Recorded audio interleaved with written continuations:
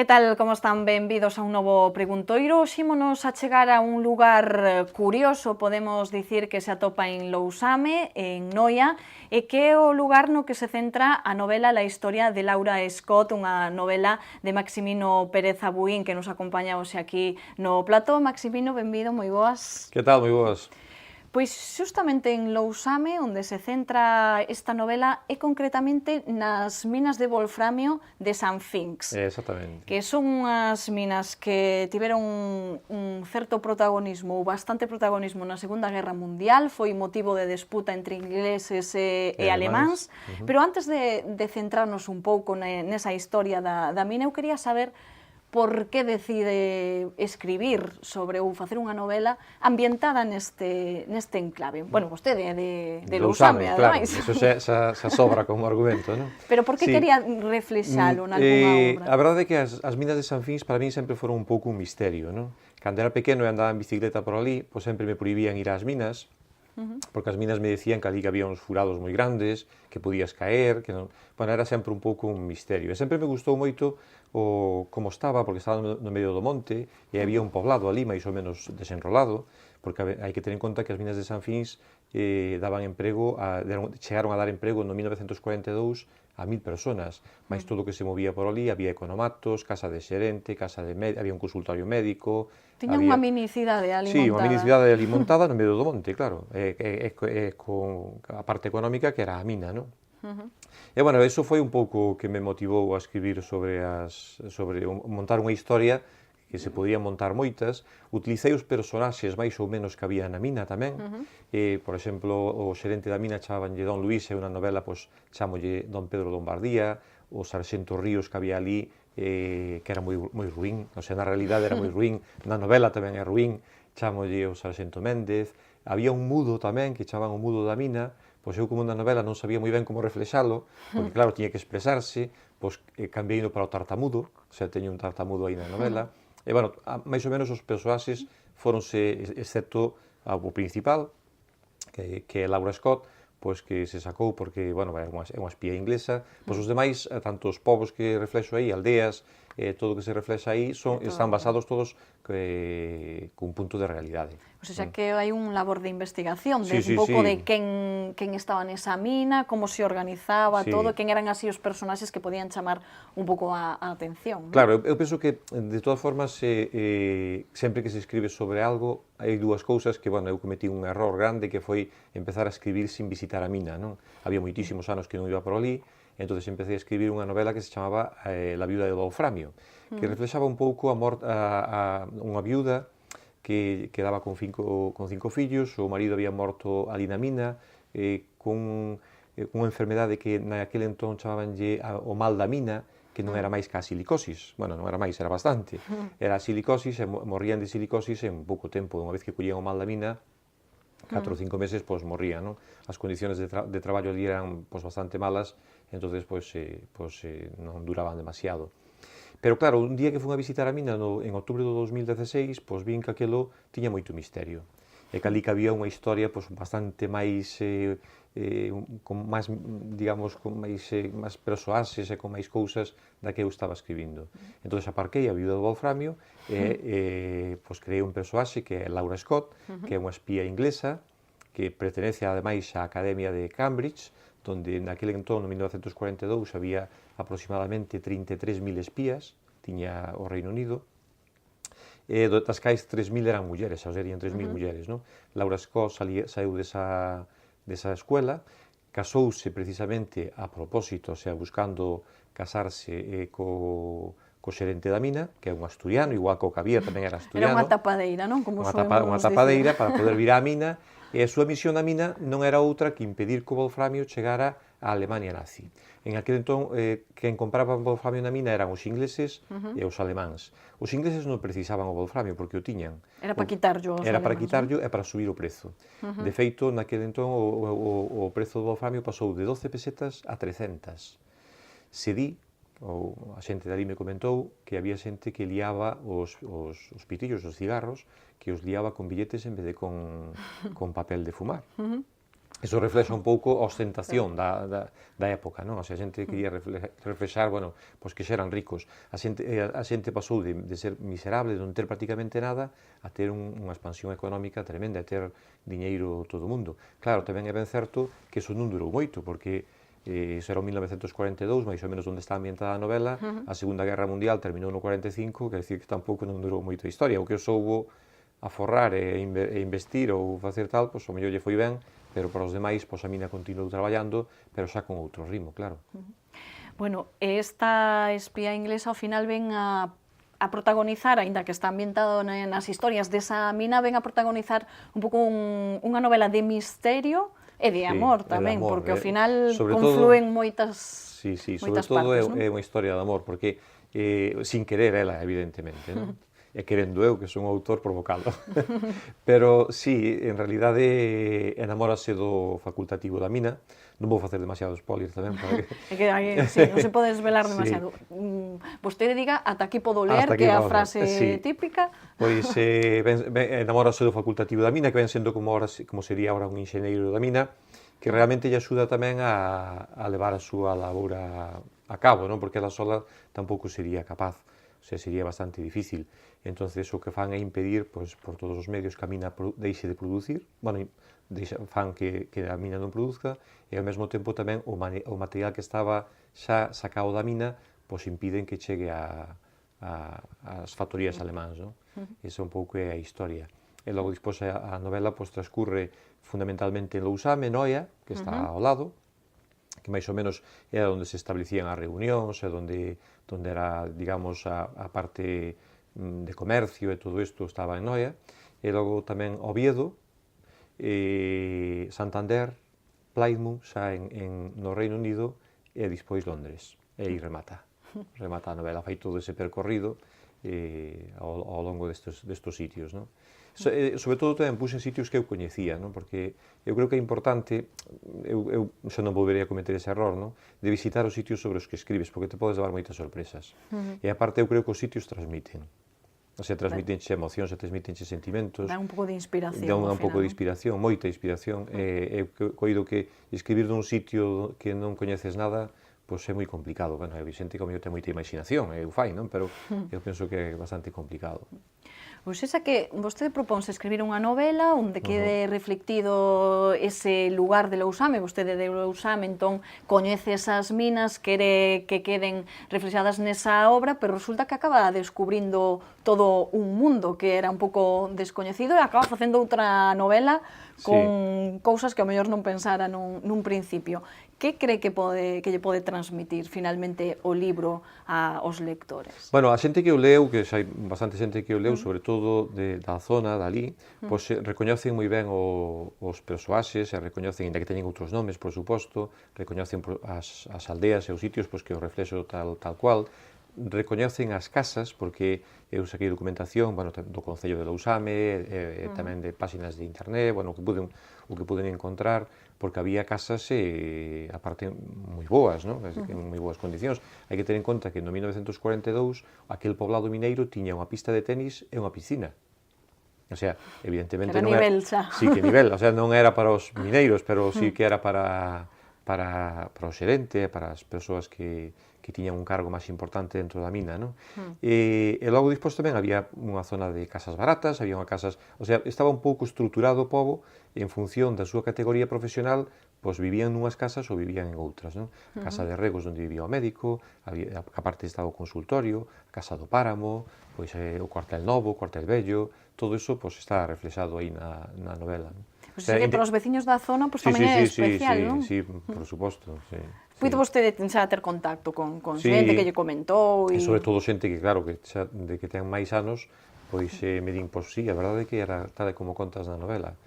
Sí. E, bueno, para a xente máis xoven, pois é un pouco tamén descubrir eso. E, bueno, a parte as minas de San Fins agora estánse restaurando, xa restauraron algúns edificios, ainda faltan moitos por restaurar, pero, bueno, eu espero, desexo que se restaurara todo o poblado mineiro e que fora o máis parecido posible ao que era naquele entón. Non? Eu sei que iso é moi complicado, porque hai casas, eu ainda non fai moito que estuven, hai casas que realmente están metidas aí no medio das sestas e dos tosos, e prácticamente non ves máis que a cimentación, o que era a casa, non? Pero non ves nada. Pero está en proceso para que Sí. para facer unha especie de museo e tamén está en funcionamento, xa Sí, alguna aparte abrir un restaurante ali, sí, que atende, o Concello ten unha guía que son unhas guías por hora programadas, pero que orienta un pouco a xente que quere facer visitas, e o día que estuve, que foi un domingo, había moitísimos coches ali, o sea, moita xente visitando a mina.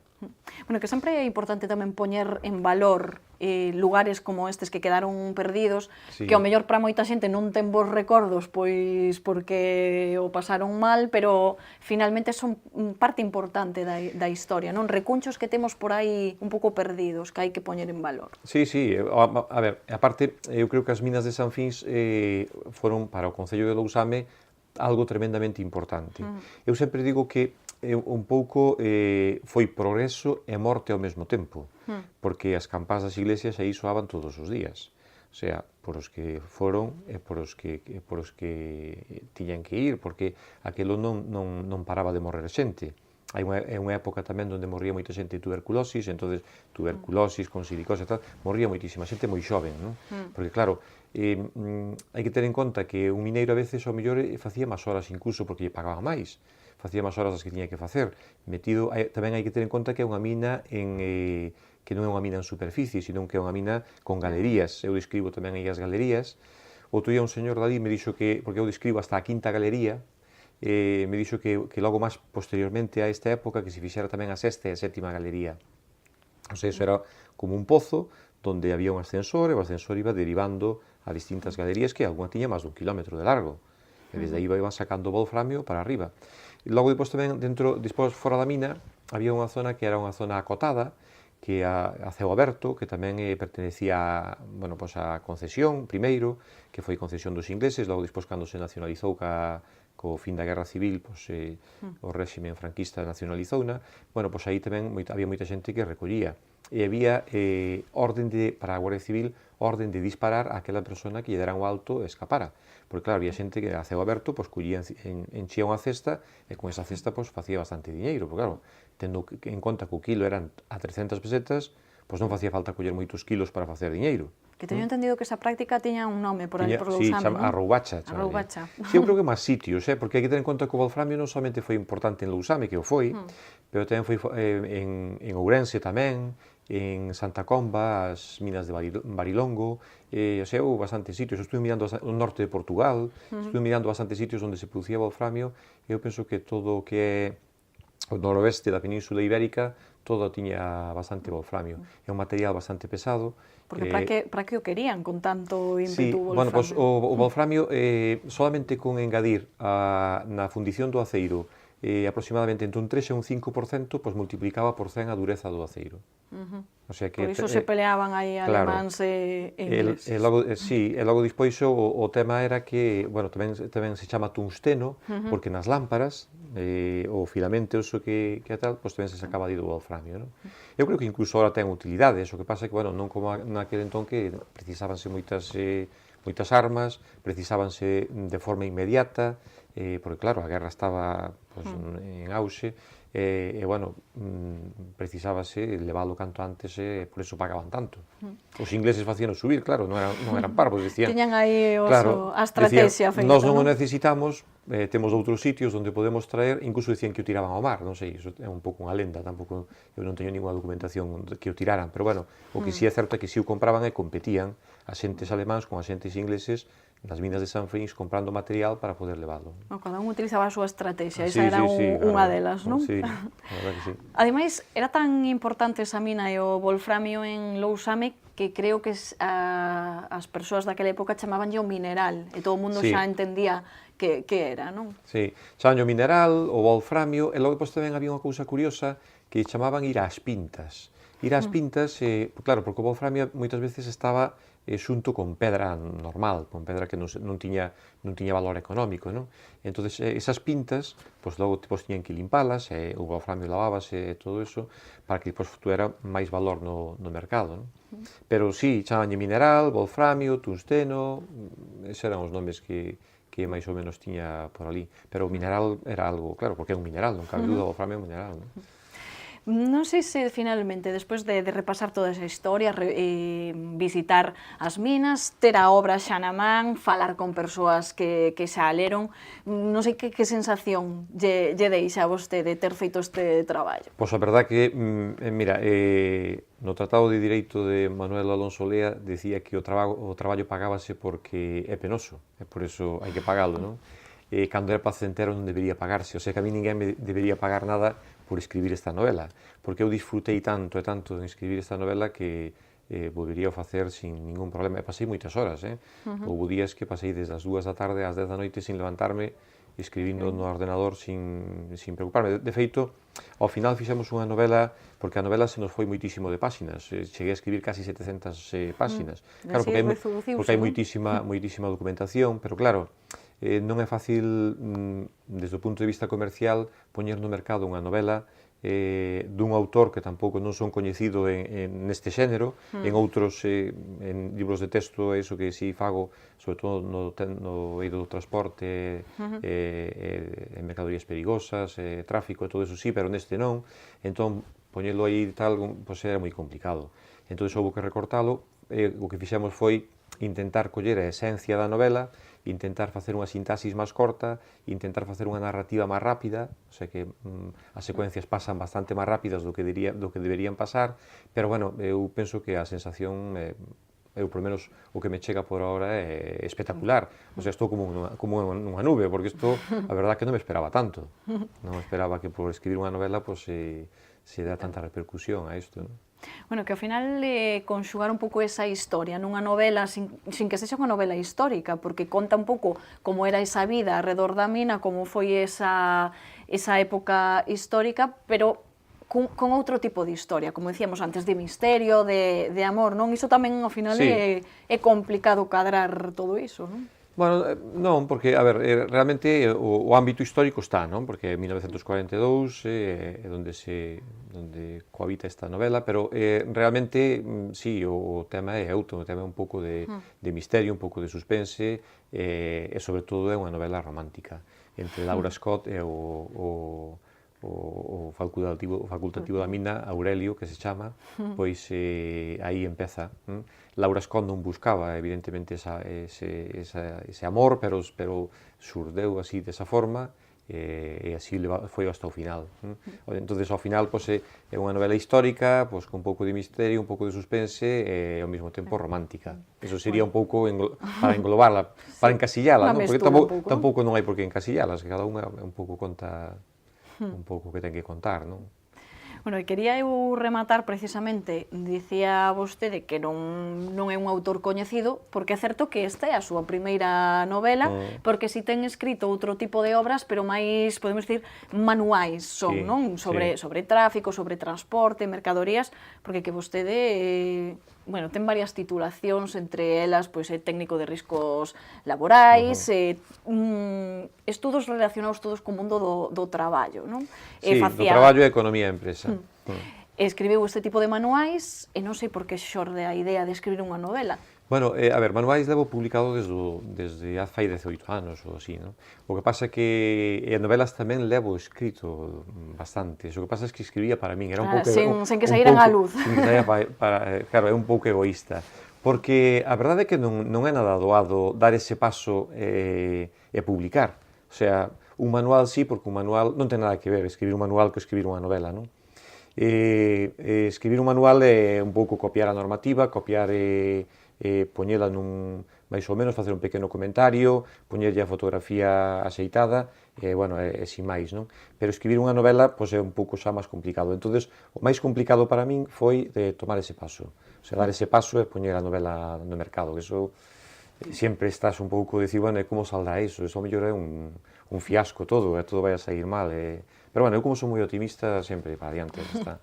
Bueno, contou co apoio da editorial, non? Coa que xa traballaba. Exactamente, con HFD, pois, cando lles puxen isto, pois, estuveron vendo e dixeron, bueno, pois veña para adiante, non hai ningún problema. Que tamén era unha experiencia para esta editorial, Sí, porque tampouco era especialista claro, nisto. porque a editorial esta se dedica fundamentalmente a facer libros para formación continua, formación ocupacional, entonces realmente pois non en novelas non tiña moita experiencia, pero teño ben para... Bueno, hai que experimentar, non? Sí, aparte, claro, hai que ter en conta que tamén o sistema de distribución é tremendamente distinto.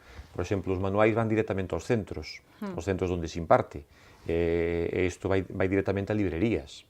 O sea, que iso é moi distinto. Isto a novela ten que escoller ao lector. Os manuais é o profesor o que escolle o pon para todos os alumnos que estén nese curso. O sea, sea mellor, sea peor, dá igual, non? A novela, sin embargo, ten que competir con outras moitas que cando vamos a comprar, eu que son un consumidor importante de novelas, pois cando vou a comprar novelas, pois a veces decido unha ou decido outra. Eu que sí, a esperanza que teño é, bueno, por ahora creo que vai ben, é que non me pase a min, o que non lle pase a ninguén, o que me pasa a min a veces con algún autor, que na terceira páxina teño que abandonalo. Sería o peor que me pode pasar, non? Bueno, agardemos que non sexa... O sea, o peor que che pode pasar nun manual é que teñes que poñer unha separata, porque te equivocaste na normativa, entón que teña aquí unha separata. Eu creo que o peor que pode pasar nunha novela é que che abandonen. Bueno, pois seguramente non sexa así, porque pois ten pinta de interesante, non? Creo que moita xente ao mellor está pensando que pode ser unha boa lectura, ademais no verán lemos máis, que hai máis tempo. Nada, temos que rematar, Maximino, moitísimas grazas por estar con nos, e iso, que teña bons resultados esta novela, e, como xa dicía, pois boas sensacións, non? Moitísimas grazas. Pois foi un placer, e o desexo. Graciñas. Nos volvemos mañá con máis entrevistas, como sempre, aquí no Preguntoiro. Graciñas tamén a vostedes por acompañarnos.